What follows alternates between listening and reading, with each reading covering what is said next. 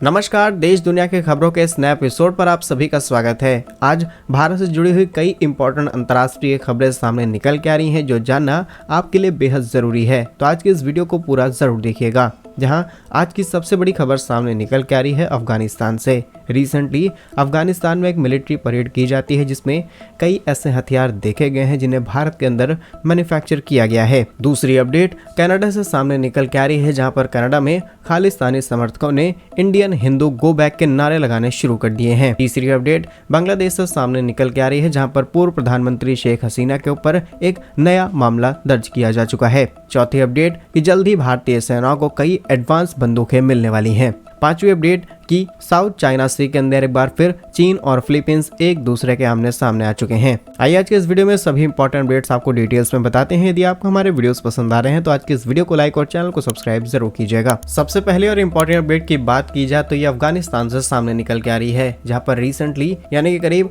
14 अगस्त के आसपास तालिबान के अंदर एक आर्मी परेड की जाती है। इसमें तालिबान करीब 24 नए अटैक हेलीकॉप्टर्स को हवा में उड़ाता है, जिससे पाकिस्तान की चिंताएं बढ़ जाती हैं। और हैरानी की बात यह है कि इसमें कई ऐसे अटैक हेलीकॉप्टर हैं जिन्हें भारत के अंदर भी इस्तेमाल किया जाता है और भारत की तरफ से ही अफगानिस्तान को भेजे गए थे। डिटेल्स की बात की जाए तो भारत ने ऐसे 6 लड़ाकू हेलीकॉप्टर अफगानिस्तान सरकार को तोहफे में दिए थे। पहले 4 हेलीकॉप्टर अफगानिस्तान को 2016 में दिए गए, बाकी के 2 हेलीकॉप्टर 2019 में गिफ्ट किए गए थे। और भारत की तरफ से ये हेलीकॉप्टर अफगानिस्तान को तब एक्सपोर्ट किए गए थे जब तालिबान का शासन नहीं था, लेकिन अब तालिबान शासन करी है जो खुद भी भारत का खुल करके सपोर्ट करते हैं। और रिसेंटली हुई परेड में इसकी ताकत तालिबान ने पूरी दुनिया के सामने रखी है। सिर्फ इतना ही नहीं बल्कि भारत ने अफगानिस्तान को जो हेलीकॉप्टर एक्सपोर्ट किए थे, इनकी मेंटेनेंस, इनकी उड़ान भरने की ट्रेनिंग और सभी चीजों का इंतजाम भारत ने अफगानिस्तान को करके दिया था। फिलहाल तालिबान ने ये परेड इसीलिए की थी क्योंकि इन्होंने अफगानिस्तान पर कब्जा किए हुए पूरे 3 साल पूरे कर लिए हैं और इसी की खुशी मनाते हुए इन्होंने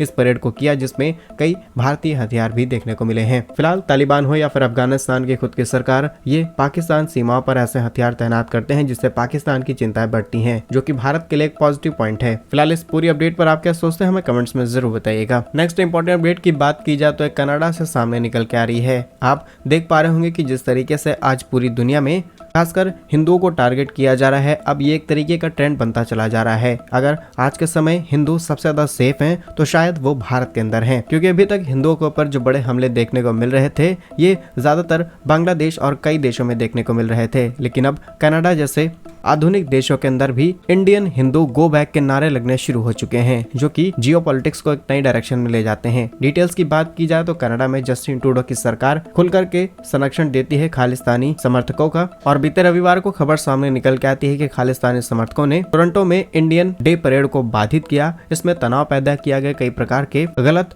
ताकतों का भी इस्तेमाल किया गया है। सिर्फ इतना ही नहीं बल्कि भारतीय तिरंगे का अपमान किया गया और इंडियन हिंदू गो बैक के नारे भी लगाए गए हैं। कुछ समय बाद ये वीडियो सोशल मीडिया पर वायरल हो जाता है, जिससे खालिस्तानी समर्थकों और हिंदुओं को लेकर के एक अजीब बहस शुरू हो जाती है। लेकिन इस बीच जो बड़े नारे सामने निकल के आए हैं वो है Indian Hindu go back India और ना हिंदी ना हिंदुस्तानी बनकर रहेगा खालिस्तान। कुछ इस तरीके के नारे लगाए जाते हैं जो कि बिल्कुल भी गलत है, लेकिन कनाडा की सरकार इनका खुल करके समर्थन करती है। दिखावे में तो ये कई तरीके के चेहरे सामने लेकर के आते हैं, लेकिन असलियत क्या है यह सबके सामने है। लेकिन असलियत क्या है हम सबके सामने है। फिलहाल इस चीज पर हमें क्या एक्शंस लेने चाहिए कमेंट्स में जरूर बताइएगा। नेक्स्ट इंपॉर्टेंट अपडेट की बात की जाए तो बांग्लादेश से सामने निकल के आ रही है, जहां पूर्व प्रधानमंत्री अभी भारत में मौजूद हैं, लेकिन जल्द ही इनके वापस बांग्लादेश जाने की बातें चल रही हैं। लेकिन शायद इनका वापस जा पाना बहुत ज्यादा मुश्किल होगा और इन्हें किसी और देश के अंदर शरण लेनी पड़ सकती है। डिटेल्स की बात की जाए तो बांग्लादेश के अंदर जो पॉलिटिकल सिचुएशन है ये हम सबके सामने है, लेकिन पूर्व प्रधानमंत्री को किस तरीके से नए नए मुकदमे लगा करके फंसाया जा रहा है ये सबके सामने है। पहले स्टूडेंट्स पर जो अत्याचार हुए हैं इसमें काफी ज्यादा बल का प्रयोग किया गया, इसके लिए इनके ऊपर एक FIR की जाती है। उसके बाद कुछ हत्या के भी चार्जेस इनके ऊपर लगते हैं और अब एक नया मामला खुल करके सामने आया है, जिसमें कहा गया है कि 76 वर्षीय अवामी लीग की नेता हसीना को अब BNP प्रमुख खलिया जिया के काफिले पर कुछ समय पहले जो हमला किया गया था उसके लिए शेख हसीना को ही जिम्मेदार ठहराया गया है और इसको लेकर के एक नया केस भी बनाया जा चुका है। फिलहाल ये घटना आज की नहीं बल्कि 2015 की है, जिसमें कई बड़े हमले होते हैं और इनके काफिले पर भी हमला देखने को मिलता है। और उसी समय यानी कि साल 2015 में करीब 113 अलग अलग मामले दर्ज कराए जाते हैं, जिसमें शेख हसीना का भी नाम सामने निकल के आ रहा है। वैसे तो इसमें कई प्रकार के मामले खुलकर के सामने आए हैं, लेकिन ये एक सबसे बड़ा मामला सामने आया है। फिलहाल आप इस पर क्या सोचते हैं? क्या बांग्लादेश में शेख हसीना वापस लौट पाएंगे या फिर नहीं? कमेंट्स में अपनी राय जरूर बताइएगा।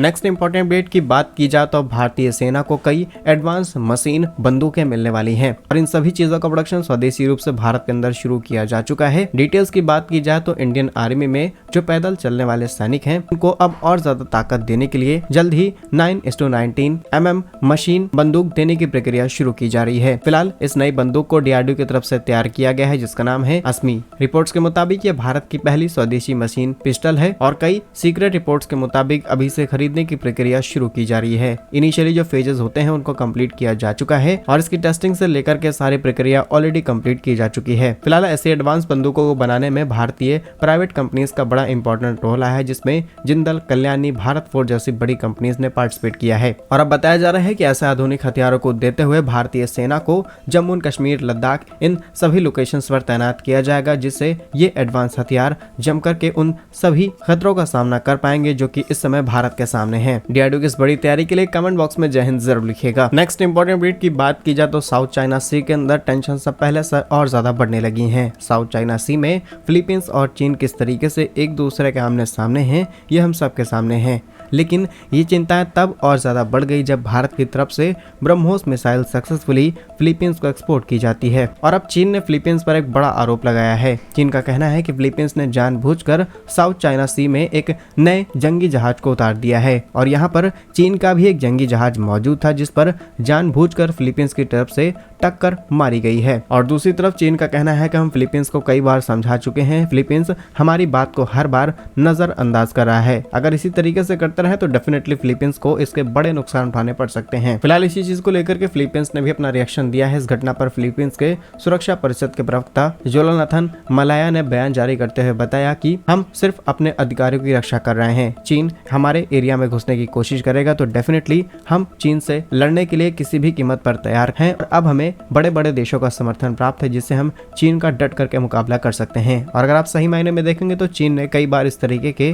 घटिया स्ट्रेटजीज का इस्तेमाल करना शुरू किया है, चाहे फिलीपींस के तमाम छोटे छोटे आइलैंड्स हों उन पर आर्टिफिशियल आइलैंड बनाना या फिर फिलीपींस के स्पेशल इकोनॉमिक जोन के अंदर जबरदस्ती घुस जाना और तमाम ऐसी हरकतें जो चीन ने पास्ट में की हैं। उसकी वजह से फिलीपींस इतना ज्यादा अग्रेसिव हो चुका है, जिससे भविष्य में कभी भी चीन छोटी सी भी गलती करता है तो फिलीपींस शायद चीन को नहीं छोड़ेगा। और अब तो फिलीपींस को अमेरिका और भारत जैसे देशों का समर्थन भी प्राप्त हो चुका है। जल्द ही फिलीपींस भारत से कई और हथियार खरीद सकता है, जिसमें कई एडवांस अटैक हेलीकॉप्टर और कुछ नई एडवांस मिसाइलें भारत की तरफ से फिलीपींस को एक्सपोर्ट की जाएंगी। फिलहाल दोनों ही देशों के बीच में इस चीज को लेकर के ऑफिशियली और अनऑफिशियली बातचीत शुरू हो चुकी है। जल्दी हमें इससे जुड़ी हुई कई पॉजिटिव खबरें सुनने को मिलेंगी। फिलहाल क्या कुछ मानना है आपका इन सभी खबरों पर हमें कमेंट्स में जरूर बताइए। यदि आपको हमारी ये सीरीज पसंद आ रही है तो आज की इस वीडियो को लाइक और चैनल को सब्सक्राइब जरूर कीजिए। वंदे मातरम, भारत माता की जय।